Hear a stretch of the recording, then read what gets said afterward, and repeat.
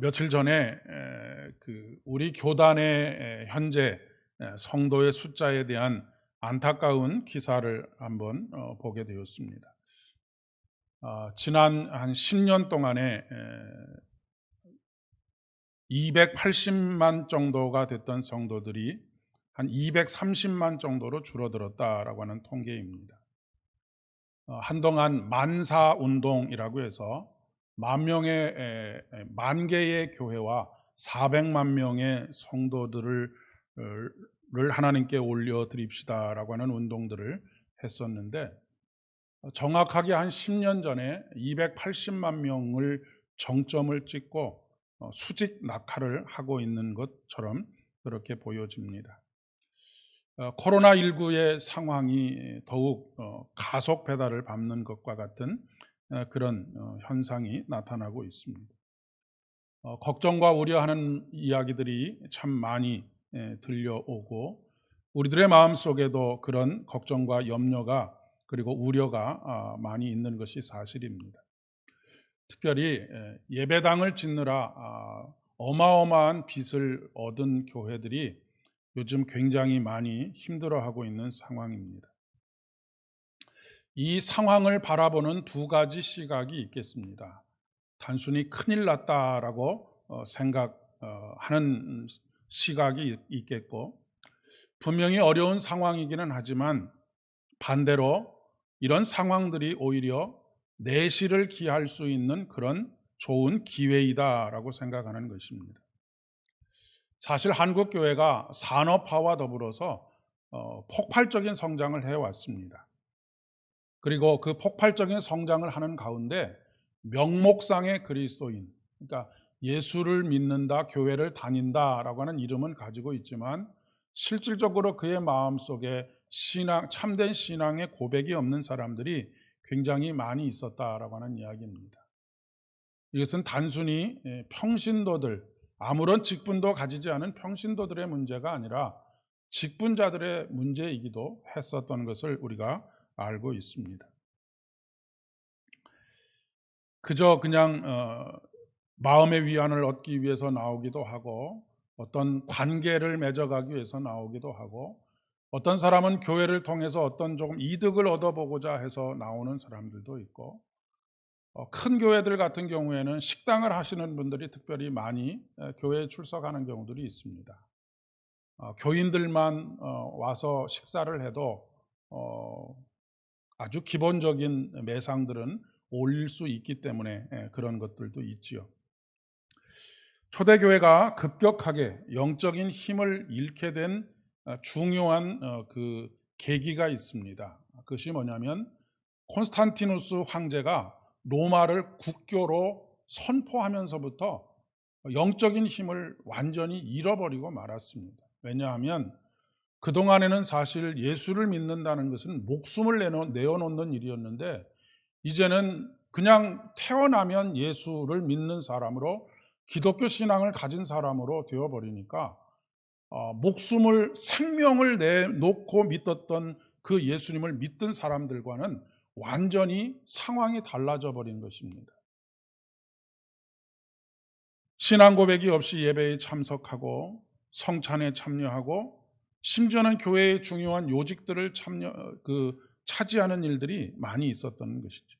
그러니까 신앙의 자유는 얻었는데 신앙의 정신은 잃어버리고 만 그런 상황들이 벌어졌다라고 이야기할 수가 있겠습니다. 다른 표현으로 하면 숫자는 얻었지만 정신은 잃어버렸다라고 하는 것입니다. 거대한 재산이 교회로 모여들고 정신은 잃어버린 그런 상황인 것이죠. 저는 지금 한국 교회가, 그리고 우리들의 신앙이 정말로 초점을 맞춰야 될 것은 큰일 났다라고 하는 그런 생각보다는 숫자를 다시 회복하기 위해서 무엇인가 여러 가지 시도들을 하는 것이기보다는 더욱더 초점을 맞춰야 될 것은 우리 안에 있는 예수의 정신, 생명을 걸고라도 이 예수를 믿겠다라고 하는 이 정신이 우리 안에, 그리고 한국 교회 안에 다시 회복되어야 된다라고 그렇게 믿습니다. 그렇지 않고 성도가 아닌 교인을 늘리는 것에 만족하게 되면 이 위기는 정말로 큰 위기가 되고 말지 않겠습니까? 그렇다고 해서 전도를 하지 말자는 것도 아니고 전도를 할 필요가 없다는 것도 아니고 전도를 소홀히 하자는 것이 아닙니다.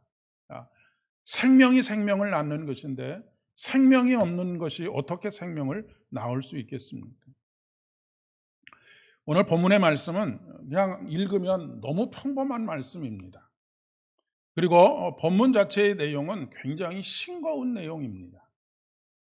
다윗이 왕이 되고 난 이후에 헤브론에서 한 7년 정도 이스라엘을 다스리다가 이제 다윗성으로 그 이전에는 시온성이라고 불렸는데 시온성을 정복하고 그곳으로 수도를 옮기려고 하는 그런 이야기입니다. 그런데 그때까지 그 시온성을 차지하고 있었던 여부수 족속을 몰아내고 전쟁에서 뭐 별다른 큰 사건 사고가 있었던 것이 아닙니다.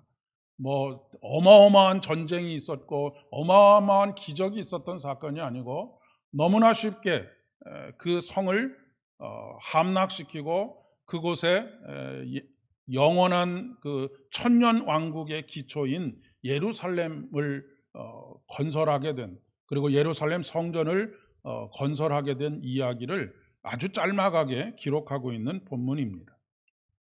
그러나 이것은 이스라엘 전체의 역사를 보면 대전환을 이루는 하나의 사건이라고 하는 것을 우리가 그 내면을 살펴보면서 깨달아야 하겠습니다. 하나님께서 이스라엘 백성들을 출애굽시키신 이후에 그들을 가나안 땅으로 인도하셨습니다. 그리고 가나안 땅에 들어가기 전에 가나안 땅에는 이미 가나안 7족속이 살고 있었는데 그들을 다 몰아내고 그곳에 하나님의 나라, 온전한 하나님의 통치가 이루어지는 하나님의 나라를 건설할 계획을 이스라엘 백성들에게 말씀하셨습니다.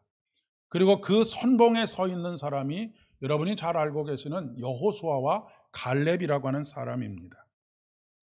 이 여호수아와 갈렙의 인도에 따라서 하나씩 정복을 해 나가죠. 가나안 7족속들을 그 땅들을 하나씩 정복을 해 나가는 그런 과정입니다. 그런데 문제는 이 전쟁이 길어지자 그들은 어느 정도 확보된 자신의 삶의 터전, 그 삶의 터전에 만족하고 그들을 이방 모든 민족들을 몰아내는 것, 그것의 삶의 그것에서 그냥 그들과 함께 살아가는 것, 그것을 선택했다라고 하는 것입니다. 여기서부터 하나님의 계획이, 크신 하나님의 계획이 삐그덕거리기 시작을 했던 것이죠. 그리고 그 삶의 결과는 처참한 삶의 결과로 나타납니다. 그것이 바로 사사기의 역사입니다. 사사기를 기록한 저자는 이 400년 동안 400년에 걸친 사사시대를 한마디로 뭐라고 요약하고 있느냐면 각자 자기의 소견에 옳은 대로 행하였다라고 그렇게 기록하고 있습니다. 자기 소견에 옳은 대로 행했다라고 하는 말은 무엇이겠습니까? 하나님의 뜻과 하나님의 생각, 하나님의 마음과는 전혀 무관한 삶을 살았다라고 하는 것입니다. 그러니까 하나님께서 가나안 땅에 이스라엘 백성들을 들여보내신 이유는 그 땅에 온전히 하나님의 말씀에 순종하고 하나님의 통치를 받아들이는 사람을 통하여 나라를 세우시고 이 나라를 본보기로 해서 세계 만국 가운데 하나님의 나라를 건설하기를 원하셨는데 이스라엘 백성들이 다 하나님의 계획은 잊어버리고 하나님의 뜻도 잊어버리고 하나님의 생각도 다 잊어버리고 그저 그냥 내가 살 수 있는 삶의 터전 여기에 만족하고 더 이상 그 땅에서 자기들이 어떻게 그들에게 영향을 받아서 우상을 숭배하게 될지에 대해서는 알지 못하고 함께 사는 것을 선택했다라고 하는 그런 이야기입니다. 오늘날도 이와 같은 일들이 참 많이 일어나지 않는가 싶습니다. 우리가 신앙의 정신을 잃어버렸다라고 하는 것은 곧 하나님의 뜻과 무관하고 하나님의 큰 구원의 계획, 이 계획과 무관한 상관없는 삶을 살아가고 있다라고 하는 것이기 때문에 그렇습니다. 그러니까 교회도 사람의 숫자를 늘리는데 관심을 가지고 있지, 그 사람들이 어떻게 세상 속에서 그리스도인답게 살게 할 것이냐에 대한 관심을 가지고 있지 않았다라고 하는 것입니다. 그러니 당연히 세상 속에서 살아갈 때에 그리스도인다운 삶에 대한 관심보다는 어떻게든지 자신과 자신의 가족들을 잘 먹고 잘 살게 하는 것에만 관심을 가지게 되었던 것이죠. 이때 특별히 성막이 있었던 것이 어디냐면 실로라고 하는 곳입니다. 실로는 여호수아가 속해 있는 지파인 에브라임 지파에 속해 있는 땅이 바로 실로입니다. 여호수아 이래로 400년 동안 하나님의 성막은 이 실로 땅에 있었습니다. 어린 사무엘을 맡았던 엘리 제사장 때에 블레셋과의 전쟁을 치르면서 언약궤를 잃어버리기 전까지 바로 여기에 이 실로에 400년 동안 하나님의 궤가 있었다라고 하는 것이죠. 지금 그러던 것을 다윗이 이 성막을 어디로 옮기려고 하느냐면 시온성으로 옮기려고 하는 것입니다. 시온성을 함락시키고 그것을 다윗성이라고 불렀고 최종적으로는 그곳이 예루살렘이라고 불리는 성이 된 것이지요. 물론 이것은 여러 가지 측면으로 볼 수가 있습니다. 첫 번째는 정치적인 측면입니다. 우리나라의 경우에도 보면 새로 나라를 건설하게 되면 새로운 수도를 천거하지 않습니까?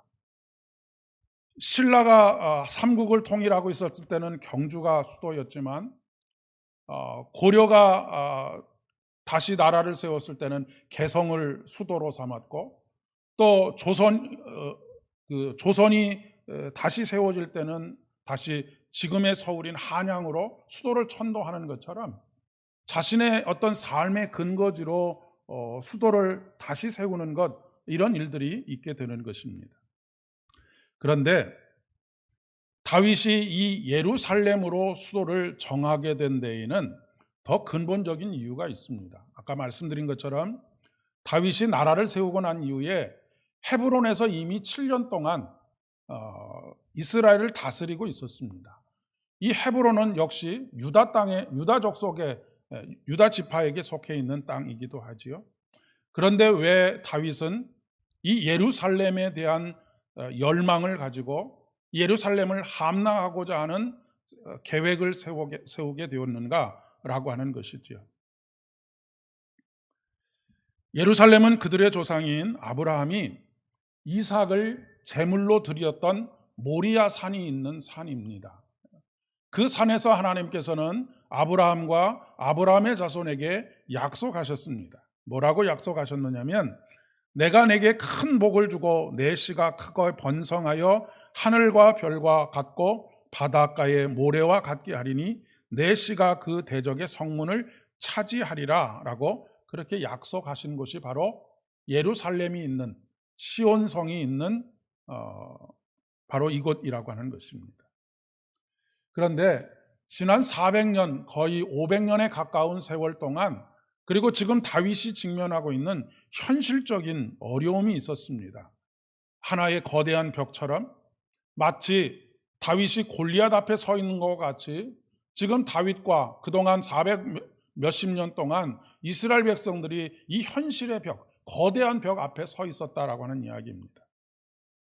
이 여부스 족속이 점령하고 있었던 시온성, 즉 다윗성은 사실 그 당시에 여호수아와 갈렙을 통해서 특별히 이제 갈렙을 통해서 유다 지파가 그 땅을 차지하도록 되어져 있었는데 400년 동안이나 이 땅을 함락시키는 것이 거의 불가능에 가까웠었다는 이야기입니다. 왜냐하면 이 예루살렘은 천혜의 요새였었습니다. 깊은 골짜기에 둘러싸여 있었고 남쪽과 동쪽 벽은 절벽과 같은 아주 가파른 언덕으로 되어 있어서 누군가가 침략해서 함락을 시키는 것이 거의 불가능에 가까운 그런 도시였었다라고 하는 것입니다. 실질적으로 이스라엘 민족이 이 예루살렘 성을 차지하고 난 이후에 바벨론이 예루살렘 성을 이렇게 둘러싸고 있을 때에도 만 1년 이상을 견뎌냈던, 길게 보면 한 3년까지의 시간을 견뎌냈던 성이 바로 예루살렘입니다. 그러니까 모든 이스라엘 땅이 다 점령을 당했는데 오직 예루살렘만 몇 년을 버텼던 것이 바로 그런 천혜의 요새라고 하는 것이고요. 뿐만 아니라 로마의 군인들이 쳐들어왔을 때에도 무려 4년 동안이나 성을 둘러싸고도 함락을 시키지 못했던 곳이 바로 지금 다윗이 침공하려고 하는, 함락시키려고 하는 이 시온성이라고 하는 그런 이야기입니다. 그러니 사실 이 다윗이 이 시온성을 함락시키려고 할 때에 여부수 족속들이 큰 소리를 칠 만한 상황인 것이죠. 시온성을 공격하려고 한다, 다윗이 시온성을 공격하려고 한다라고 하는 이야기를 듣고 여부수에 있는 그 사람들이 이렇게 다윗을 조롱합니다. 내가 결코 이리로 들어오지 못하리라. 맹인과 다리 저는 자라도 너를 물리치리라 라고 그렇게 조롱을 하고 있습니다. 그런데 오늘 말씀에 보면 별다른 큰 싸움 한 번 없이 이 시온성이 함락되었다라고 하는 것을 우리는 말씀을 통해서 알 수가 있습니다. 도대체 400몇 년 동안 함락시키지 못했고 그 거대한 제국이었던 바벨론도 로마도 수년 동안 함락시키지 못했던 이 땅을 어떻게 다윗은 단 한순간에 크게 피 흘리지 않고 그 성을 함락시키고 차지할 수 있었겠는가? 그것은 다윗이 가지고 있는 삶의 목적, 그 시온성을 차지하고자 하는 목적이 아주 분명했기 때문입니다. 그것은 뭐냐면 앞서서 말씀드린 것처럼 이 가나안 땅을 통하여 예루살렘을 통하여 약속하신 하나님의 그 원대한 구원의 계획, 이 계획을 다윗은 마음에 품었고 그것을 다윗이 마음에 품고 그것을 위해서 일하기 시작했을 때에 다윗은 사실 별다른 일을 하지 않았는데도 불구하고 하나님께서 모든 일들을 이루셔서 마침내 이 시온성을 함락시키셨다는 말씀입니다. 초대 왕인 사울이 농사를 짓는 사람이었던 반면에 다윗은 양을 치는 목자였었습니다. 그러니까 이 다윗에게 있어서는 이 험한 지형이라고 하는 것 자체가 그렇게 큰 두려움의 대상이 아니었다라고 하는 이야기입니다. 산에서 날고 기는 그런 사람입니다. 그리고 지형지물을 잘 꿰뚫고 있었을 뿐만 아니라 이 예루살렘 성이 가지고 있는 결정적인 약점이 무엇인지를 잘 알고 있었습니다. 이것도 하나님께서 깨닫게 하시는 지혜 가운데 있었으리라 그렇게 생각합니다. 예루살렘 성 안에는 샘이 하나도 없었는데 이 성의 식수를 해결하기 위해서는 기혼샘으로부터 관로를 통하여서 끌어와야지만 하는 그런 상황이었고 이 여부수 족속들도 그렇게 물을 끌어와서 성이 포위되어도 견딜 수 있는 그런 일들이 계속 지속되었던 것이죠.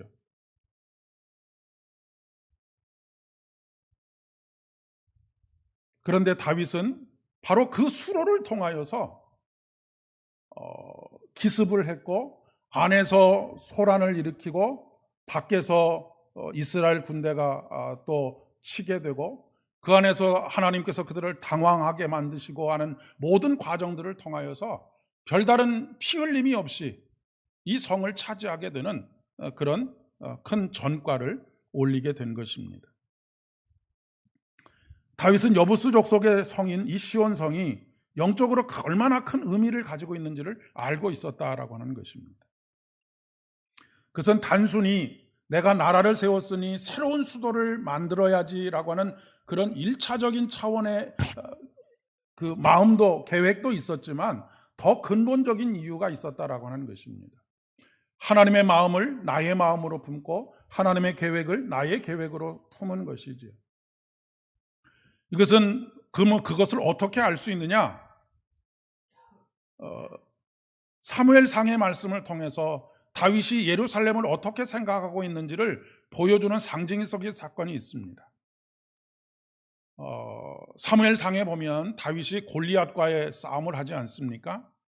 사무엘상 17장 51절과 54절에 보면 다윗이 달려가서 블레셋 사람을 그 물맷돌로 골리앗을 무너뜨린 다음에 그에게 달려가서 그 사람을 밟고 그의 칼을 그 칼집에서 꺼내서 그 칼로 그를 죽이고 그의 머리를 베니 블레셋 사람들이 용사가 죽은 것을 보고 다 도망갔다라고 그렇게 기록하고 있습니다.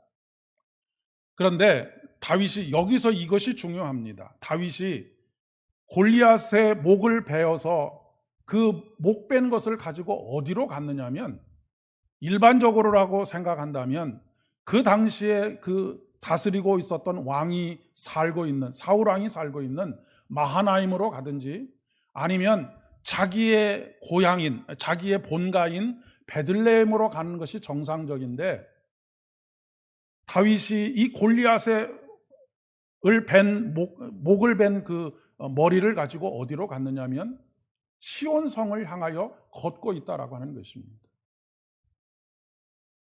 그리고 후대의 학자들의 연구에 의하면 물론 이것이 완전히 정설로 굳어진 것은 아니지만 아마도 다윗이 여부스 시온성에서 이 골리앗의 머리를 달았던 그곳이 골고다 언덕이었을 것이다라고 하는 연구들이 있습니다.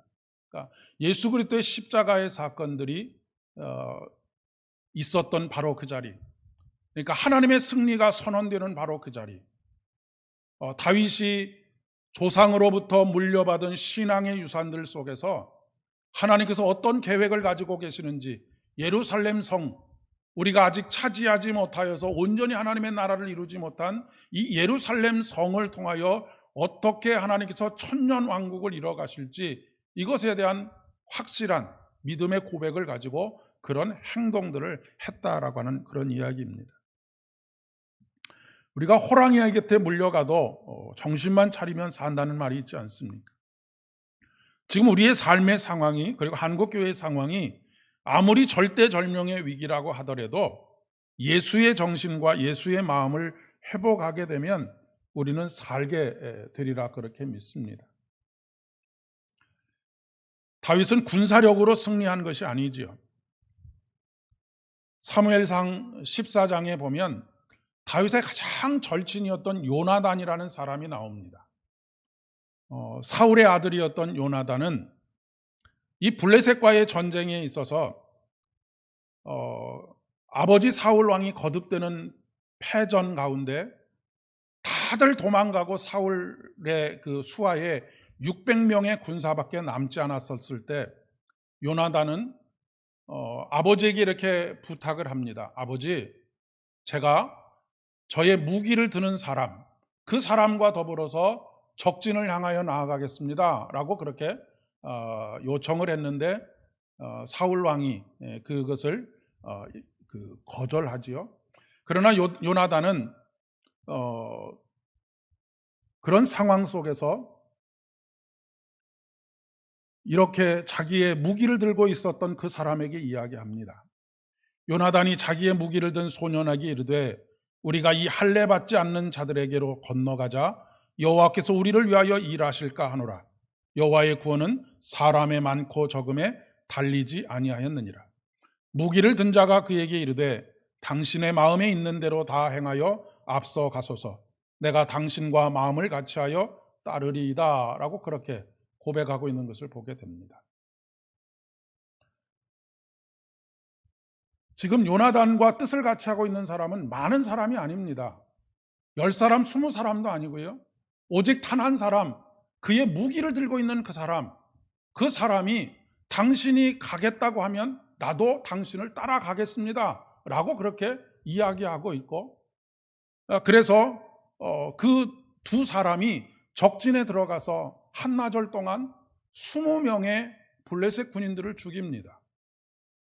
20명의 블레셋 군인을 죽인 이후에 하나님께서 지진과 여러 가지 자연현상들, 그리고 그런 일들에 대한 이야기를 듣고 도망갔던 군인들이 다시 모이는 이런 상황을 통하여 블레셋과의 전쟁에서 큰 승리를 얻게 되는 것입니다.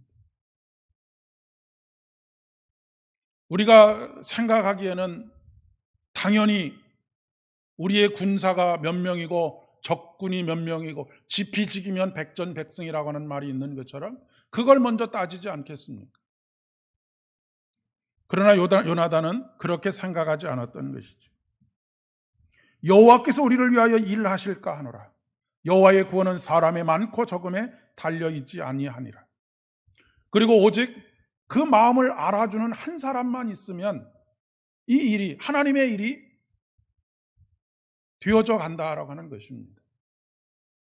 저는 교회 일도 마찬가지라고 생각합니다. 물론 더 많은 분들이 더 많이 헌신하면 좋지요. 그러나 오직 뜻을 같이 하는 것, 무슨 뜻을요? 하나님의 나라를 어떻게 건설할 것인가에 대한 뜻을 같이 하는 한 사람만 있으면 하나님께서 일하시는 것입니다.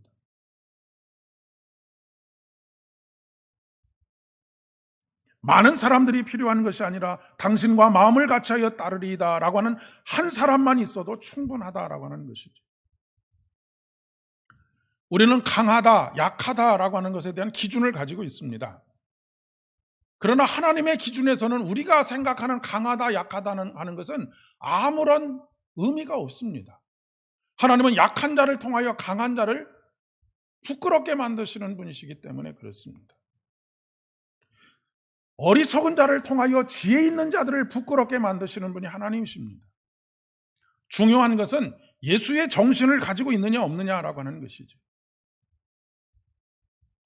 레위기의 말씀에 보면 하나님께서 너희들이 내 말을 잘 청종하고 순종하면 5이 100을 쫓고 너희 100이 만을 쫓으리라 라고 그렇게 말씀하고 있습니다. 이렇게 목적이 분명하고 정신이 예수의 정신, 하나님의 정신, 하나님의 계획이 회복이 되니까 오늘 말씀은 뭐라고 그의 행로를 기록하고 있습니까? 다윗이 점점 강성하여 지니라 라고 그렇게 기록하고 있습니다. 이 강성하여진다라고 하는 말의 히브리 원어의 의미는 뭐냐면 더 큰 걸음과 더 넓은 포용으로 그가 전진해 갔다라고 하는 것입니다. 이런 사건을 통하여서 그동안 조금 삐딱하게 보고 있었던 이스라엘 백성들의 마음이 하나로 모아졌고요. 그리고 그동안은 적대적인 관계 혹은 조금 경원시하는 관계 속에 있었던 오늘 말씀 11절과 12절의 말씀에 보면 두로왕 히람이 사절들을 먼저 보내서 내가 우리에게 있는 백향목들과 이런 것들을 통해서 너의 성을 짓고 싶다라고 이야기하지 않습니까? 다윗은 수많은 전쟁을 치른 사람이지만 이 사건을 통하여서 점점 강성하여지니라 라고 하는 표현은 크게 피 흘리지 않고 하나님께서 적들에게 겁을 먹게 하고 여러 가지 상황들을 통하여 크게 피 흘리지 않고 그 넓은 땅들을 차지해 갈 수 있도록 그렇게 하셨다라고 하는 것을 말씀하고 있는 것입니다. 사랑하는 여러분, 저와 여러분의 마음 속에 너희 안에 이 마음을 품으라. 그 마음은 곧 어떤 마음이죠? 예수의 마음. 예수의 마음을 다시 회복하게 될 때에 하나님께서 우리의 삶을 강성하게 하신다라고 하는 것입니다.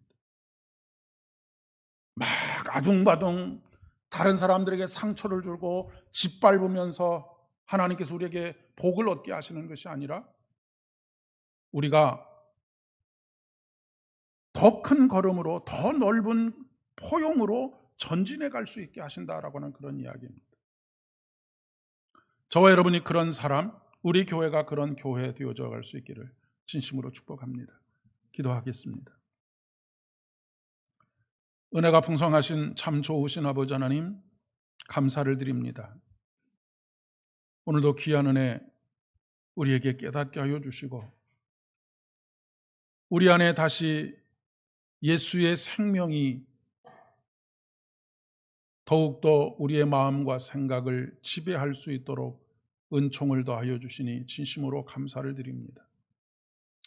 그저 눈앞에 보이는 삶을 개척해 나가느라 전전긍긍하는 인생 되지 않게 하여 주시고 하나님의 원대하신 계획과 생각을 듣는 사람들 되게 하시고 우리를 살리시는 성령을 따라 온전히 주님의 생명의 일들을 이루어가는 우리들 되게 인도하여 주시옵소서.